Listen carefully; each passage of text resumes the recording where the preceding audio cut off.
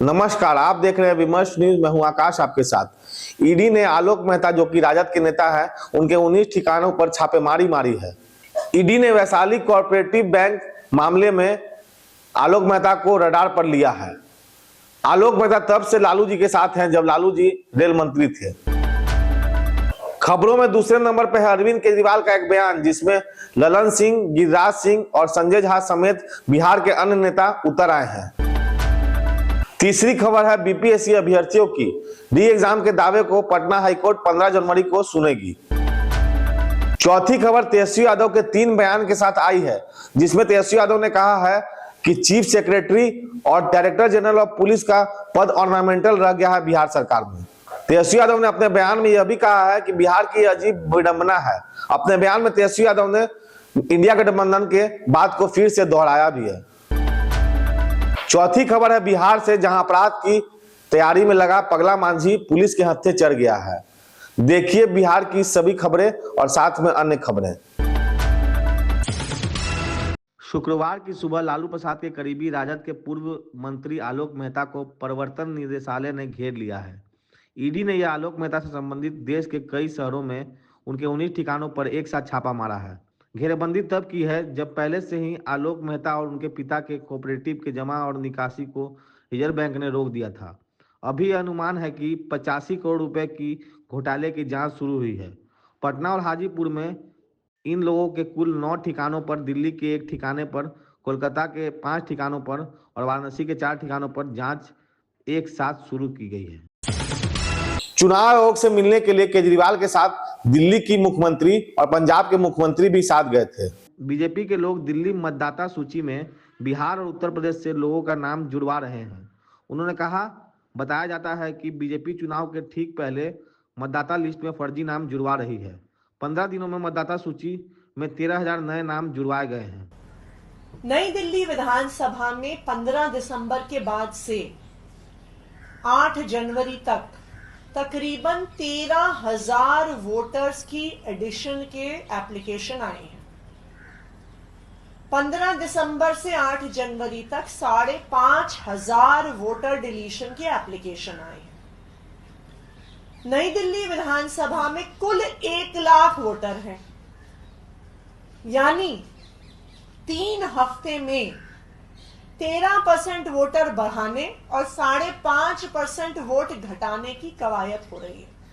JDU सांसद सदस्य ललन सिंह ने बीजेपी के सांसद गिरिराज सिंह ने केजरीवाल के बयान पर बवाल काटा है। जदयू के राष्ट्रीय अध्यक्ष संजय झा ने भी केजरीवाल को उलटकर जवाब दिया है। संजय झा ने कहा है कि बिहार के लोग अगर दिल्ली में ना रहें तो दिल्ली एक दिन भी ना चले।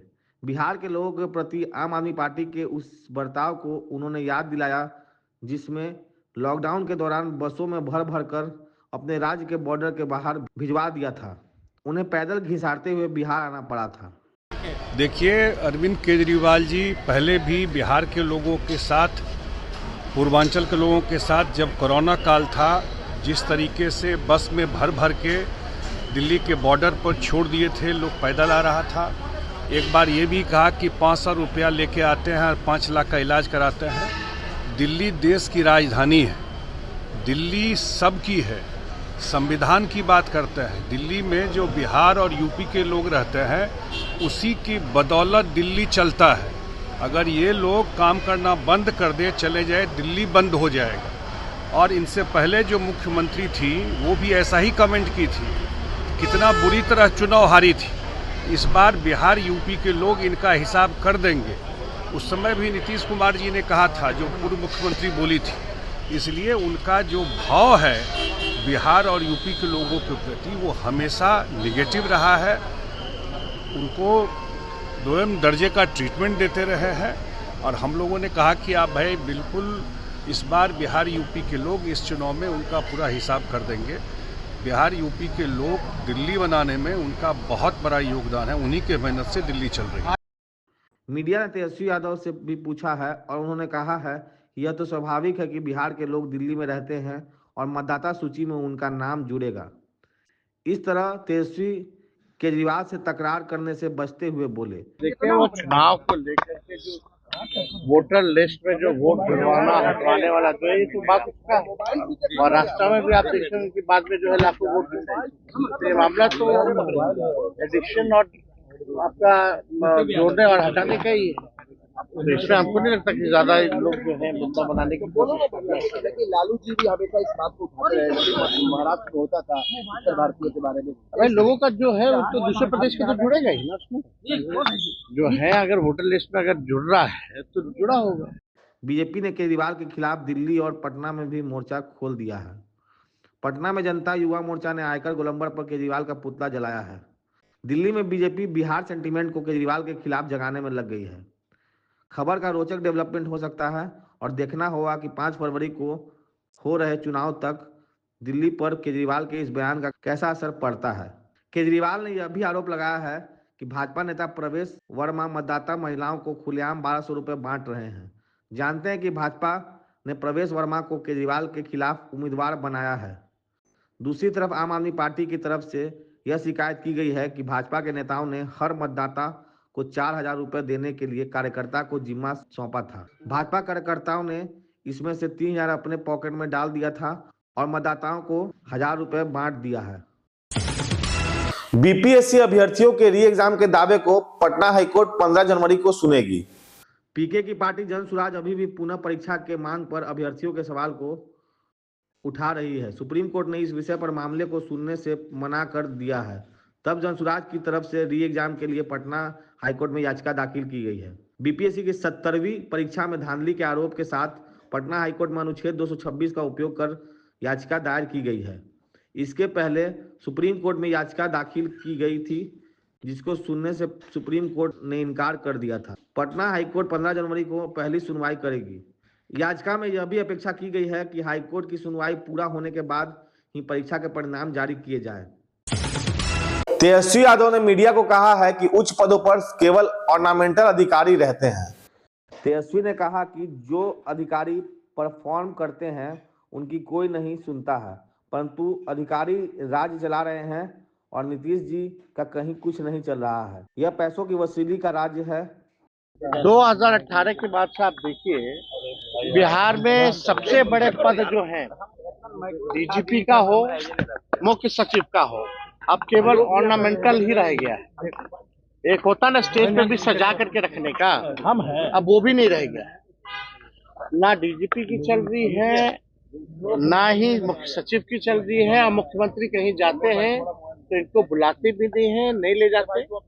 वही रिटायर्ड जो अधिकारी हैं वही लोग जो है बिहार चलाने का काम कर रहे हैं। अब बिहार में तो अभी डीके टैक्स जो है वो चल रहा है। पूरी तरीके से बिहार में वसूली, अधिकारियों का इधर से हेरा फेरी, ट्रांसफर होती। जो काबिल अधिकारी हैं, जो परफॉर्मर हैं, चाहे आईएएस हो आईपीएस हो, 90% ऐसे परफॉर्मर अधिकारियों को जो है सेंटिंग पद पे जो है डाल दिया गया है। उनसे कोई काम नहीं लिया जा रहा है, या उस ग्रुप में अगर बात नहीं मानी जाती है तो उन पर कार्रवाई की जाती है। तो बिहार में नीतीश जी का राज नहीं चल रहा, पूरी तरीके से डीके वसूली हो रही है। दिल्ली चुनाव पर और इंडिया गठबंधन पर भी तेजस्वी ने बयान दिया। इंडिया गठबंधन राष्ट्रीय गठबंधन लोकसभा चुनाव के लिए था। तेजस्वी से पूछा गया कि राजद दिल्ली में इंडिया गठबंधन की तरफ से चुनाव लड़ेगी कि नहीं। तेजस्वी ने कहा कि दिल्ली में आम आदमी पार्टी अकेले लड़ रही है और पंजाब में भी लड़ रही थी। इसी तरह तृणमूल कांग्रेस अलग लड़ी थी। तेजस्वी जी, एक आपके बयान से आप लोग एक बात नहीं समझते ना, पूरा बयान दिल्ली के संदर्भ में जो है सवाल पूछा गया कि दिल्ली में आप चुनाव लड़िएगा कि नहीं लड़िएगा, और इंडिया अलायंस दिल्ली में नहीं दिख रहा है। तो भाई जो भी अलायंस हम लोगों का, इंडिया अलायंस का लोकसभा चुनाव भी हम लोग लड़े, तो पंजाब में आम आदमी पार्टी अलग लड़ी, केरला में लेफ्ट पार्टी जो अलग लड़ी है, बंगाल में टीएमसी अलग चुनाव लड़ी है। तो एक नेशनल लेवल पे हमारा इंडिया अलायंस है, और बिहार की जहाँ तक बात, हम लोग तो शुरू से ही महागठबंधन और इंडिया अलायंस है। तो मेरा कहने का मतलब जो था उसका बाद का बतंगड़ लोगों ने बनाया है, तो लोगों को कोई फर्क नहीं पड़ता। लेकिन आप पूरी बात को अगर सुनिएगा तो फिर स्पष्ट है। अपराध की खबरों में से गया के पुलिस ने इनकाउंटर करके पगला मांझी को घायल कर दिया। पगला मांझी अपराध की तैयारी में जुटा था, तब तक कई थानों की पुलिस ने उन लोगों को घेर लिया। पुलिस ने पगला मांझी को पैर में गोली मारी है। कुछ दिनों पहले उसने डायल 112 की जिप्सी पर गोली चलाई थी। वह जिप्सी पर बैठे पुलिसकर्मी का पिस्तौल लेकर भाग गया था और फिर उसने वह पिस्तौल वापस भी कर दी थी। महादलित श्रेणी के इस अपराधी के डेयर एंड डेविल कार्यकलाप पुलिस के लिए चुनौती बन गई थी। तो आपको हमारा खबरों का बुलेटिन कैसा लगा, कमेंट सेक्शन में जरूर बताएं। अपना राय सुझाव जरूर दें। फेसबुक पे देख रहे हैं तो लाइक करें, फॉलो करें। अगर यूट्यूब पे हमारे चैनल को देख रहे हैं तो लाइक करें, सब्सक्राइब करें तथा बेल आइकन दबाना ना भूलें, ताकि आपको हर पल का नोटिफिकेशन मिलते रहे। तब तक के लिए मैं आकाश, विमर्श न्यूज स्टूडियो से धन्यवाद।